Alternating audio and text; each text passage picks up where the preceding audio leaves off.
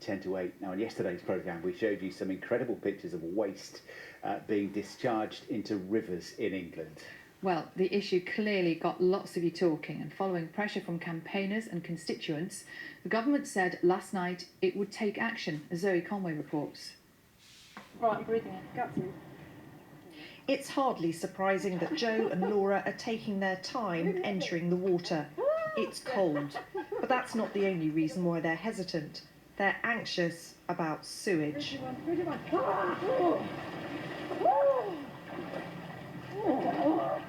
When there's heavy rain, the local wastewater plant, less than a mile away, discharges untreated sewage.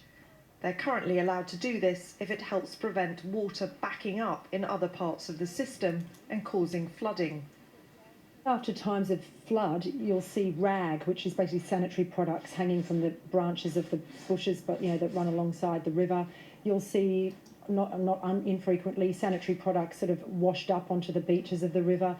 And you'll also see foam, this kind of browny surfactant type foam floating down the river and collecting. It's an absolute outrage that it's been used as an open sewer by our water companies, by Thames Water in particular. It's shocking to me, and I think it's got worse over the last 3 or 4 years as well. We know that there's a sewage treatment plant about a mile upriver, upstream, so we will not be putting our faces in today because there's been heavy rain and we've seen foam drifting past. Last year, the Benson wastewater plant discharged untreated sewage into this stretch of river for 993 hours. Thames Water admits these discharges are unacceptable and says it's working with the government to stop them happening. This is another river in nearby Witney in Oxfordshire, also suffering the after effects of sewage.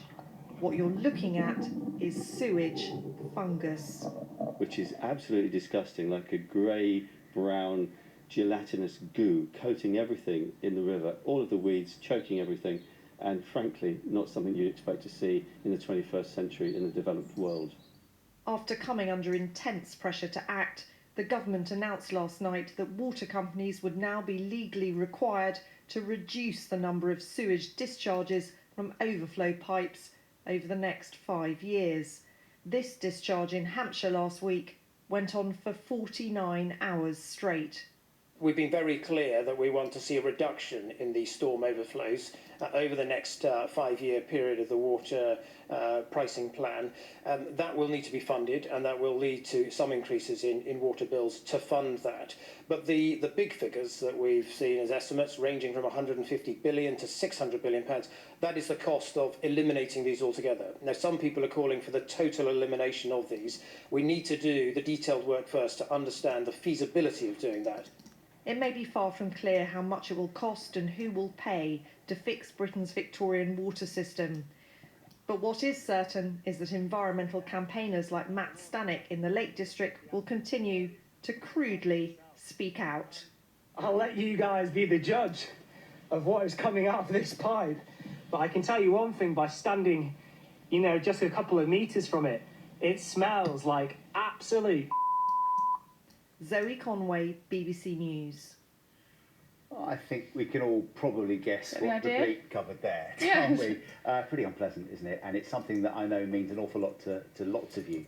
We're joined now by the musician Feargal Sharkey, who we know has been campaigning on this issue for a long time, and next to what looks like a lovely river there. Feargal, should we start with this government partial U-turn last night? They're saying water companies are going to have to do more and do more checks and publish their figures. Does that go any way towards satisfying you? It doesn't even come remotely close. Just to be clear on this, the courts ruled 9 years ago that what is going on in this country is illegal. Storm overflows should only ever be used in exceptional situations. And indeed, the best illustration, I guess, from what comments government were making last night, the House of Lords did meet. They clearly were dissatisfied with what government were proposing, and the Lords have once again amended the legislation and sent it back to the House of Commons. That gives government another opportunity to get this right. I would strongly suggest to them to use that time well. Feargal, we know that the government say the alternative to letting the water out the way they're doing is that it might actually end up inside people's homes. That's surely just not an option. Well, what the government are neglecting to mention is they've known about this issue for 30 years. The courts ruled it was illegal 9 years ago, and what they're actually now confessing is to large-scale underinvestment and profiteering by these water companies over the last 30 years. The simple truth is, government have allowed the principle of the polluters paid to be overturned into one of it pays to pollute. However we've got here, putting it right is going to be very expensive, isn't it? And here we are on budget day, talking about all the costs that the government faces, and we're talking about recovering from the pandemic. It would cost potentially tens and tens of billions of pounds to create an infrastructure which stops this happening. Can we afford to do it at a moment like this in our history? Well, it's part of the debate in the last couple of days. Government are claiming that it's going to cost anything between 150 billion to 160 billion pounds to fix this. The truth is, when someone gives you those range of numbers, what they're actually telling you is they have no idea. What actually should happen now is not more legislation. We've got all the legislation we need. Government should enforce what's already on statute.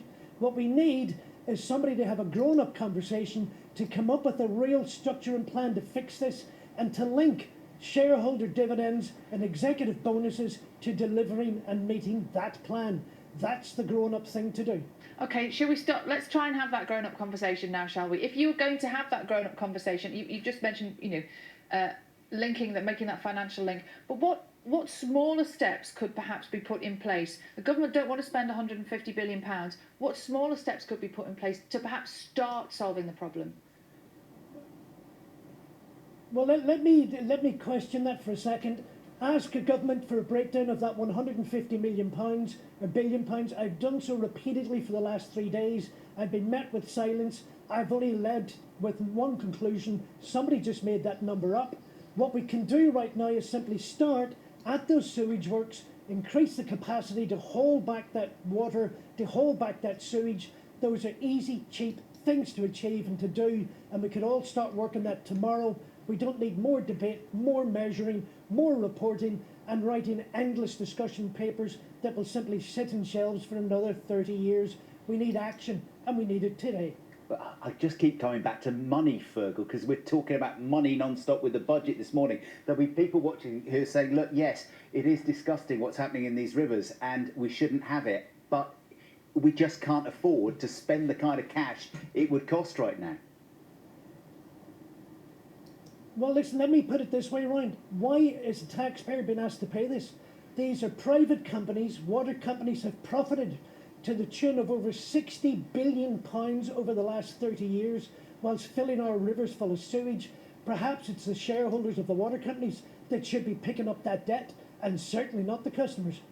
Where you are this morning, I mean, it looks lovely there behind you, the River Lee at Ware. Are there any lessons we can learn from places like that, from particular spots around the country, that you think could help us improve things in other places more generally? Oh, listen, the simple fact of the matter is, as I've already said, two things need to happen. Government need to enforce existing legislation. Water companies last year spent 3.1 million hours dumping sewage on over 400,000 occasions into our rivers, and government then needs to actually start delivering an action plan and not more endless vacuous discussion about reports and measuring and gathering data. There is not a single river in England that meets good overall environmental health. Every single one is polluted, and one of the biggest sources of that pollution is the water industry. What has happened for the last 30 years is profiteering and an utter failure of regulator and government oversight, and that is what needs to be corrected. Feargal, thank you very much indeed. Feargal Sharkey there joining us from the banks of the River Lee to talk about sewage. I think this story is going to continue, isn't it? If you've got thoughts about it, if you've got pictures, do keep them coming. Well, not all your pictures, but if you've seen those pictures, I think you'll have an opinion on this. Yeah, exactly.